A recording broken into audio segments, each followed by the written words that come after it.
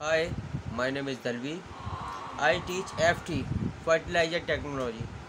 Fertiliser technology में एक बच्चे ने मुझे मैसेज किया कि सर मुझे environmental issues for fertiliser industry पर वीडियो बना दीजिए। तो मैं environmental issues for fertiliser industries पर एक तो मैं वीडियो बना दूंगा और एक PDF भेजूंगा जो आपके एग्ज़ाम पॉइंट ऑफ व्यू से एनवायरमेंटल इश्यूज से कोई भी क्वेश्चन आएगा तो आपका छूटेगा नहीं। ठीक है, और आशा है आप अच्छे से पढ़ रहे होंगे। FT का सिलेबस लगभग कंप्लीट हो चुका है पूरी तरह से। और भी कोई दिक्कत हो आपको तो आप मुझसे फ़ोन कर सकते हो, कॉन्टेक्ट कर सकते हो। नाउ हम बात करते हैं फर्स्ट क्वेश्चन की।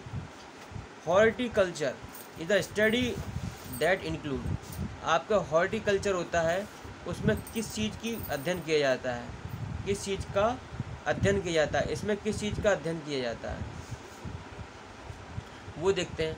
क्या फ्रूट वेजिटेबल एंड फ्लावर्स, जो आपका हॉर्टिकल्चर होता है उसके अंतर्गत एक तो फल की बारे में अध्ययन किया जा सकता है, एक तो सब्जी के बारे में किया जा सकता है और फूलों के बारे में अध्ययन किया जा सकता है। तो उसे बोलते हैं horticulture. Horticulture is the study that includes fruits vegetables and flowers. Option A is the correct answer. Horticulture में ये क्वेश्चन बहुत इंपॉर्टेंट है एग्जाम पॉइंट ऑफ व्यू से। हॉर्टिकल्चर में आपका क्योंकि बहुत बेसिक चीज़ें पूछेगा, हॉर्टिकल्चर में किस चीज़ का अध्ययन किया था, तो फ्रूट्स का, वेजिटेबल्स का एंड फ्लावर्स का। ठीक है, नाउ हम बात कर लेते हैं सेकंड क्वेश्चन की। SO2 और NO2 सल्फर डाइऑक्साइड और nitrogen dioxide produce pollution by increasing.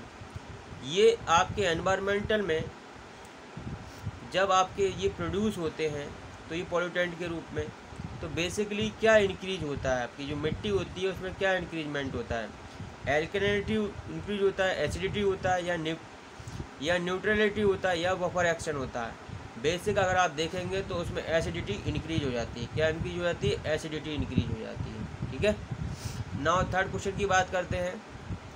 Which gas off atmosphere hold up, ऐसी कौन सी गैस है जो अल्ट्रा वायलेट गैस रेज को क्या करती है?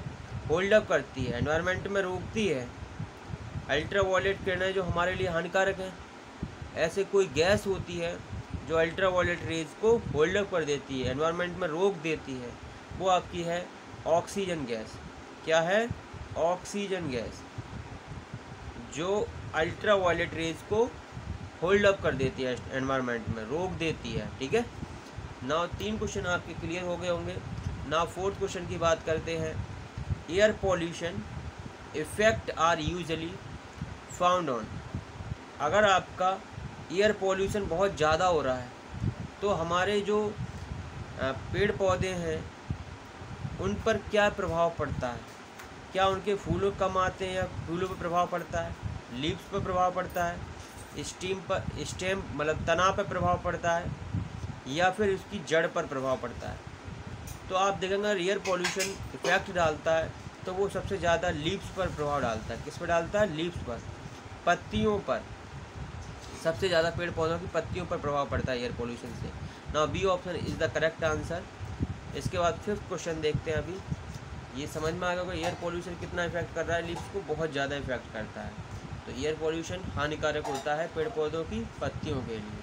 ठीक है, now fifth question. Now pollutant release from paddy, paddy बोलते हैं धान की जो खेती होती है, पैडी धान की खेती, फील्ड इज, धान की खेती से ऐसी क्या चीज़ रिलीज होती है, वो पॉल्यूटेंट का नाम बताइए। कौन सा पॉल्यूटेंट रिलीज होता है?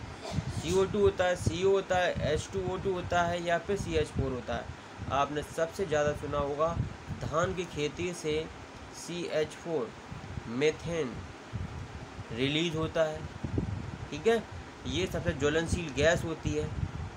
तो आपने देखा होगा CO2 नहीं होता, CH4 होता है बेसिकली। क्या होता है? D option is the correct answer. Methane gas release होती है जब धान की खेती होती है। तो आपने देखा होगा उसकी परत पर एक प्रकार से नीले नीले कलर का हरे कलर की परत सी जम जाती है, वो बेसिकली मेथेन गैस की भी होती है। वो दलदली क्षेत्रों में ज़्यादा प्रयोग उत्पन्न होती है। तो जो पैडी होते हैं तो दलदली जो आपके जो खेत होते हैं, वो जो आप जहाँ दलदल ज़्यादा होती है वहाँ पर धान की खेती बहुत अच्छी होती है।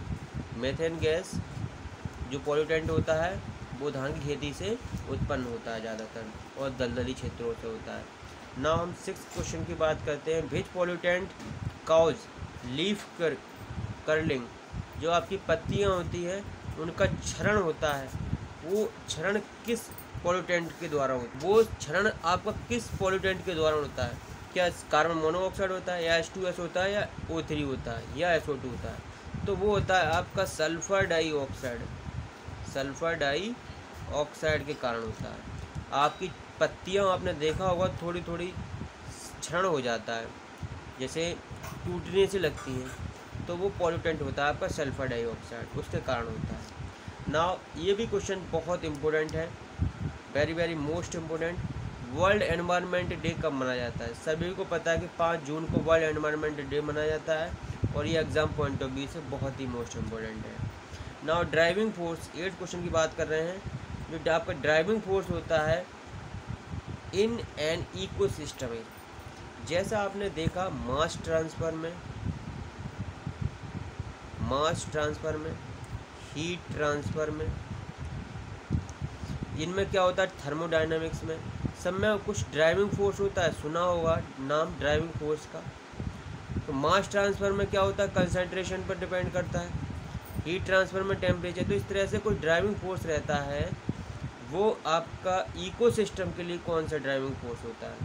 जो आपका क्या प्लांट होता है, या प्रोड्यूसर उपभोक्ता होते हैं, या सोलर एनर्जी होता है, या बायोमास एनर्जी होता है?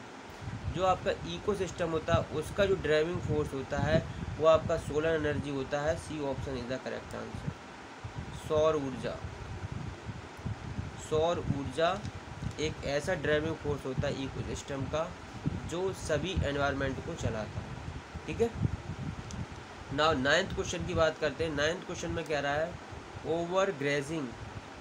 Overgrazing result. ओवरग्रेजिंग का मतलब होता है चराई। जब आप किसी भी पेड़ पौधों की ज़्यादा चराई कर देते हैं तो पेड़ पौधे फिर वो सूख से जाते हैं, तो उन्हें काट देते हैं।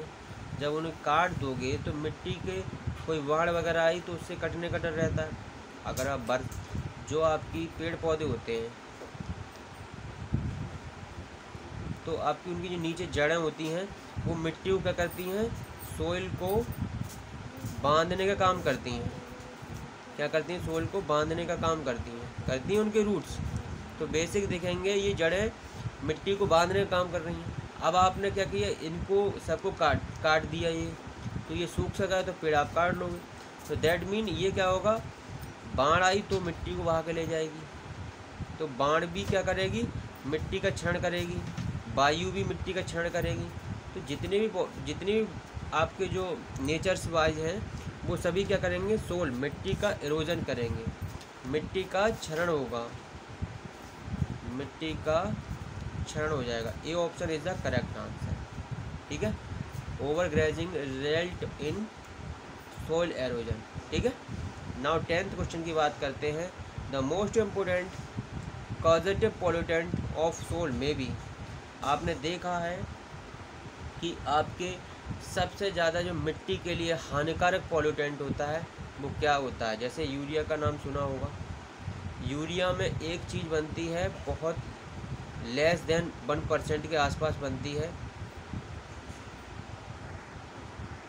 ना वो 1% से ज़्यादा भी यूरिया में ब्यूरेट बनता है। क्या बनता है? ब्यूरेट बनता है। इसका फॉर्मूला होता है NH2CONH2। ये इसका फॉर्मूला होता है ब्यूरेट का।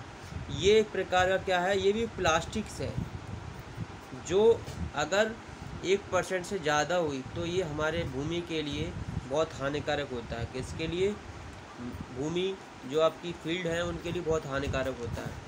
तो इसमें पूछा गया है कि most important causative pollutant of the soil में भी, जो आपकी मिट्टी है उसके लिए सबसे ज़्यादा कॉजेटिव पॉल्यूटेंट होता है वो क्या होता है? वो बेसिकली प्लास्टिक होता है। A option is the correct answer.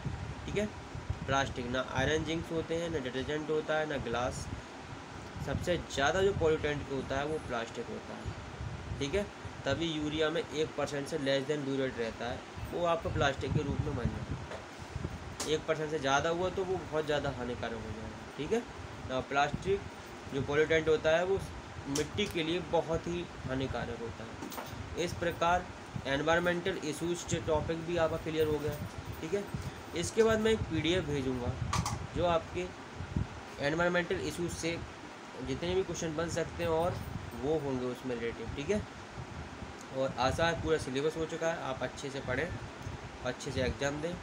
Best of luck for examination. Now thank you for watching this video.